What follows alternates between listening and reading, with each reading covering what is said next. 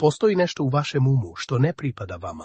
Ne vidi se, ne čuje se, ali odlučuje kako se osjećate, kako razmišljate i kako živite. To nije depresija, nije anksioznost, nije ni stres. To je mentalni parazit. On ne želi da budete sretni, ne želi da budete slobodni.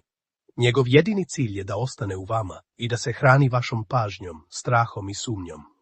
Ako ste ikada osjećali da vas vlastite misli sabotiraju, ako znate da možete više, ali stalno zapinjete na istom mjestu, ako vam unutrašnji glas govori da niste dovoljni, i ako racionalno znate da to nije istina, ovaj video je za vas.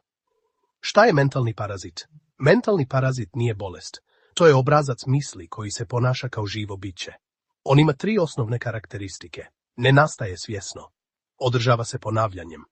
Hrani se emocijama niskog intenziteta, strahom, krivicom, stidom i sumnjom. Mentalni parazit je misao koja se uselila u vas i pretvara se da je vaša. Primjeri: nisam dovoljno dobar, kasno je za mene, drugima ide, meni ne. Ako pokušam, opet ću pogriješiti. Problem nije u toj misli. Problem je što je prestajete preispitivati. Kako se mentalni parazit usadi u um? Mentalni parazit se rijetko stvara u odrasloj dobi. Najčešće se naslijedi ili usadi rano. 3 glavna izvora: autoritet, roditelji, nastavnici, starije osobe, rečenice poput ne izmišljaj, to nije za tebe, budi realan. Dijete ne filtrira, ono upija. Trauma i sram. Jedan događaj je dovoljan, ismijavanje, javna greška, emocionalno odbacivanje. Tada pravi zaključak, bolje je da se ne ističem. Društveno poređenje. Društvene mreže su savršeno tlo za parazite. Konstantno poredi tuđi vrhunac s vašom svakodnevicom. Parazit tada šapuće, svi su ispred tebe. Zašto ga ne primjećujete?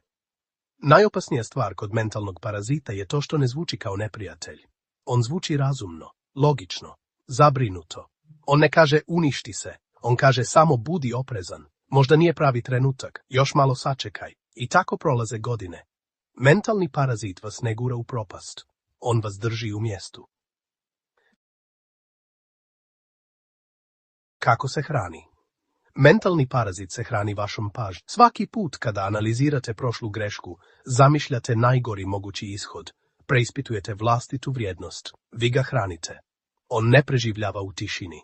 On umire u svjesnosti. Zato vam je stalno zauzet. Zato je teško isključiti misli. To nije slučajno. Simptomi da parazit ima kontrolu. Ako se prepoznajete u većini ovoga, parazit je aktivan. Pretjerano razmišljanje prije svake odluke, odgađanje i perfekcionizam. Osjećaj da ste stalno iza drugih, unutrašnji umor bez fizičkog razloga. Strah od izlaganja iako znate da imate znanje, samo kritika jača nego kritika drugih. Najveći znak? Više vjerujete svojim sumnjama nego činjenicama. Mentalni parazit i identitet. Najviši nivo kontrole je kada parazit postane dio vašeg identiteta. Ne kažete više, imam loše misli. Kažete, ja sam takav. Tu počinje samo sabotaža. Parazit ne želi da se mijenjate, jer ako se promijenite, on umire. Zašto pozitivno razmišljanje ne djeluje? Ovo je važno. Mentalni parazit se ne uništava afirmacijama. Ako kažete, ja sam snažan, a u vama postoji glas koji kaže, ne laži se, parazit pobjeđuje. Zašto? Jer ga niste razotkrili. Samo ste ga prekrili. Jedini način da ga uništite. Mentalni parazit se uništava na 3 koraka. Imenovanje. Svaki put kada se pojavi, recite u sebi, ovo nije činjenica, ovo je obrazac. Odvajanje. Ne, ja sam nesposoban. Nego, pojavila se misao o nesposobnosti. Vi niste misao, vi ste onaj koji je primjećuje. Gladovanje. Prestajete reagovati emocionalno, bez borbe, bez analize. Samo ne hranite ga. Parazit bez pažnje ne preživljava.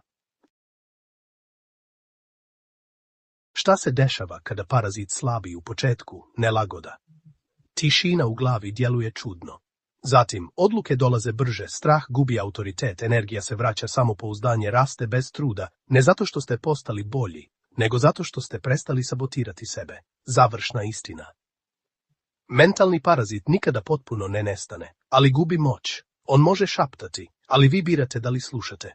Najopasniji ljudi nisu oni bez straha. Najopasniji su oni koji prepoznaju unutrašnje laži i ne slijede ih.